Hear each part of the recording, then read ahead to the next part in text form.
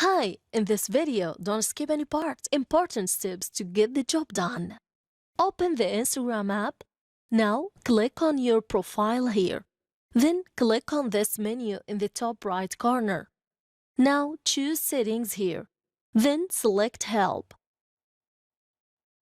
Help Center. Now, click on the side menu. Then, choose Manage your account. Click on Delete your account. Tap on Delete your Instagram account here. Scroll down more and more. Note this note here.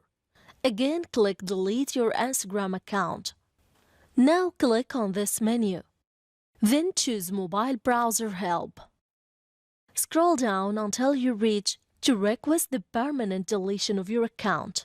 Finally, this is the deletion page. Click on Delete your account here. Click on this menu and choose any reason you want. I'll choose Too Busy. Scroll down. Here, enter your password to confirm the deletion. Then click on Delete here. Then your account will be permanently deleted after a month, and your account will be hidden and no one will be able to access it. That's it. If you like our channel idea, please subscribe to support us. Thanks for watching.